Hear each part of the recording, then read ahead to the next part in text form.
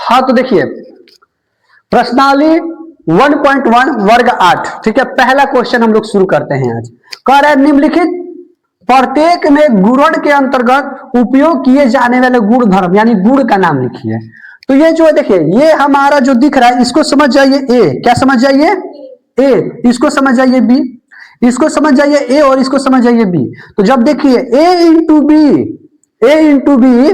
जब ए into B बराबर B into ए और इक्वल टू कट के जो दोनों का मान क्या आ जाएगा, सेम आ जाएगा, बराबर आ जाएगा। जैसे देखिए -1 में -4 में 1 से गुणा करेंगे तो -4 ही आएगा, बाई 5 तो बाई 5 होगा, तो मतलब -4/5, ठीक है। इधर देखिए 1 में -4 से गुणा करेंगे, इसका भी -4 ही आएगा बाई 5। तो जब कट के मान एकदम बराबर आ जाए, दोनों का मान एक ही आए, सेम आए, उसको कहते हैं गुणात्मक। क्या कहते हैं? गुणात्मक तत्समक। क्या कहते हैं? गुणात्मक तत्समक। तो ये हमारा वही होगा, गुणात्मक तत्समक। किसी को दिक्कत? इसको हम लोग लिख सकते हैं। ये कौन सा गुणधर्म है? तो हमारा गुणधर्म है गुणात्मक तत्समक। ये हमारा पहला हुआ, ये होगा गुणात्मक तत्समक, ठीक है। इसमें किसी को दिक्कत? देखिए दूसरा ए बाई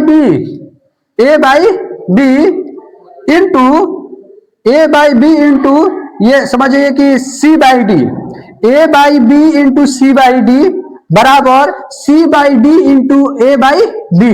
अगर ऐसा रहेगा A by B into C by D equal to C by D बराबर C by D into A by क्या हो जाएगा, बी। अगर इक्वल ऐसे रहेगा, दोनों का मान बराबर हो जाएगा, कैलकुलेशन करेंगे तो दोनों का मान क्या आ जाएगा, बराबर आ जाएगा। तो इसको कहते हैं क्रम विनियता। क्या कहते हैं?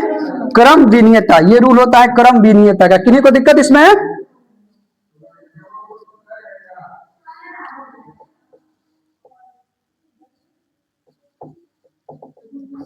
क्रम विनिमयता ये हमारा जो है दूसरा है, ठीक है, क्रम विनिमयता।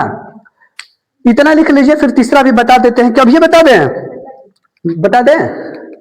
देखिए A by B into B by A by B into B by A. तो देखिए पलट जा रहा है कि नहीं, देखिए क्या हो रहा है, A by B into B by A बराबर इक्वल, मतलब कट जाएगा। देखो यहां से यहां कट जाएगा, यहां से यहां कट जाएगा, तो इसका मान क्या आ जाता है, बराबर। A by B into B by A बराबर 1। अगर ऐसे आ जाएगा, तो जब आपका पलट रहा है तो आप इसको क्या कह सकते हैं, प्रतिलोम। पलटेगा तो प्रतिलोम उल्टा, तो ये हो जाएगा गुणात्मक प्रतिलोम। क्या हो जाएगा? गुणात्मक। देखिए पलट जा रहा है, A by B into B by A, पलट गया ना तुरंत। ए बाई बी जो ऊपर था तो नीचे, ऊपर नीचे, यहां पलट गया, फिर नीचे वाला हो गया ऊपर, ऊपर वाला नीचे। अगर ऐसे कटाएंगे तो इसका वैल्यू क्या आ जाएगा, 1 आ जाएगा। अगर इसका वैल्यू 1 आ जाएगा तो हमको समझ में आ रहा है कि प्रतिलोम करके हो रहा है। क्या करके हो रहा है?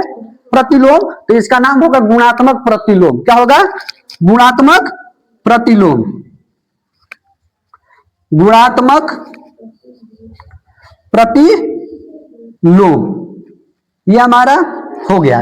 इसमें किसी को दिक्कत? नोट कर लीजिए जल्दी से।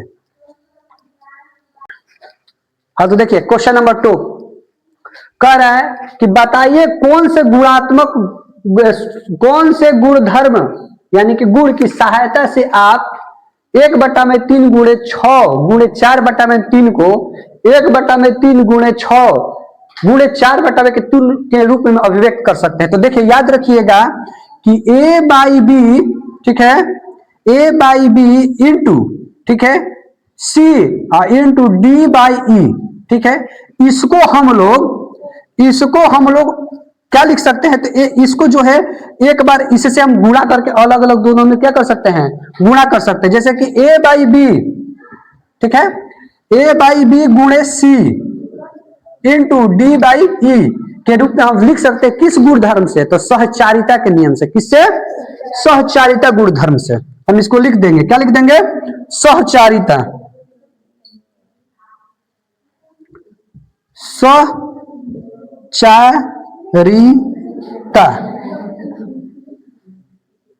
सहचारिता इससे हम इसको क्या कर सकते हैं, लिख सकते हैं। इसमें किसी को दिक्कत? यही सब कॉन्सेप्ट है, ठीक है, यही गुणधर्म है। ठीक है, कोई दिक्कत हुआ? अगर हिंदी में कहिएगा तो व्याख्या करके इसको लिखवा देंगे। अगर आपको नहीं समझ में आ रहा है तो कहिएगा, हिंदी में लिखवा देंगे कि किसी पहली संख्या को दूसरे से गुणा करने पर, और दूसरे जैसे पहली संख्या है उसको दूसरी और तीसरी से गुणा किया गया है, वो पहली संख्या को फिर हम दूसरी से गुणा कर देते हैं, तो सहचारिता का नियम कहते हैं। ऐसा हम आपको कहिएगा तो लिखवा देंगे हिंदी में कह के।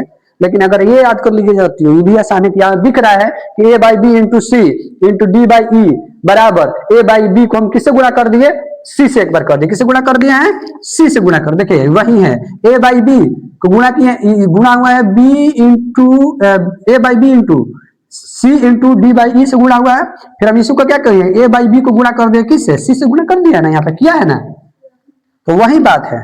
अब समझने का बस यही है, नहीं तो कहिएगा तो संख्या करके हिंदी में आपको एकदम पूरा लिखवा देंगे, लेकिन वो थोड़ा सा ज्यादा दिक्कत होगा। डायरेक्ट ऐसे ही याद कर लीजिए,